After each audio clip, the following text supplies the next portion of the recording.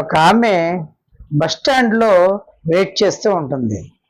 ఒక 10 మినిట్స్ తర్వాత ఒక ఆయన బండి మీద వచ్చి అక్కడ ఆపి ఆవిడ దగ్గరికి వెళ్ళి ఏదో మాట్లాడదామని ప్రయత్నం చేస్తూ ఉంటే ఆవిడ ఆయన నుంచి తప్పించుకొని దూరంగా వెళ్ళిపోతూ ఉంటుంది.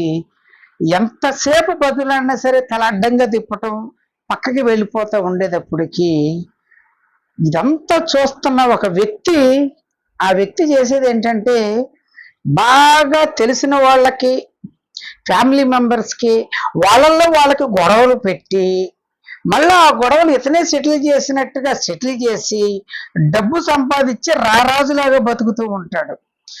ఈ గొడవ చూసిన అతనికి భలే బేరం దొరికిందిరా అనుకొని వెంటనే వచ్చి, ఏయ్ ఏంటయ్యా ఒంటరిగా ఉన్న అమ్మాయిని ఏంటి ఎలా చేస్తున్నావు, ఏంటి కిడ్నాప్ చేసేద్దామనా, ఏంటి ఇలా వేదెత్తున్నావు అంటే, కాదు నేను అని అతను చెప్పబోయేలోపు, ఎక్కువ మాట్లాడవంటే పోలీసు వాళ్ళకి పిలిపించేస్తా, ఈ ఏరియా అంతా నాదే అని అక్కడికి తీసుకెళ్ళి పోలీసు వాళ్ళకి ఫోన్ చేయకుండా ఉండాలంటే అతని మెడలో మంచి గోల్డ్ చైన్ కనపడుతూ ఉంటుంది.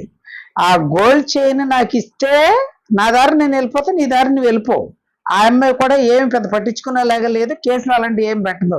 లేకపోతే కనుక అనేలోపు పోలీసు వాళ్ళు ఎస్ఐ గారు రౌండ్స్ చేస్తూ కరెక్ట్గా ఇక్కడ గొడవ జరగటం చూసి అక్కడికి వచ్చి, ఏంటయ్యా గొడవ జరుగుతుంది ఏంటి అని అడిగేటప్పటికి, సార్ ఇతను అని ఆ సెటిల్మెంట్ అబ్బాయి చెప్పే లోపు ఆ అమ్మాయి, సార్ పొద్దున్న ఈయన మా హస్బెండ్ అండి, పొద్దున్న ఏదో చిన్న మాట వచ్చి నేను అలిగేసి మా ఇంటికి వెళ్ళిపోతుంటే ఈయన ఇంటికి రమ్మని నన్ను బతిలాడుతూ ఉండే లోపు ఈ అబ్బాయి, ఆ సెటిల్మెంట్ చేసే అబ్బాయిని చూపించి నన్ను కిడ్నాప్ చేద్దామని చెప్పి పెద్ద ముఠాన్ని వేసుకొని వచ్చాడు సార్, మెడలో ఉన్న నగలే ఇమ్మని చెప్పి నన్ను బలవంతం పెట్టేలోపు దేవుడు మళ్ళా మా హస్బెండ్ ఇక్కడ పంపించబట్టి నేను బతికాను సార్, లేకపోతే నా జీవితం ఏమైపోయేదో అని ఏడుస్తూ చెప్పేటప్పటికి పిచ్చెక్కిపోయిన సెటిల్ చేసేవాడు, సార్ అసలు నేను చెప్పేది అనేలోపు ఆగు అని ఎస్ఐ గారు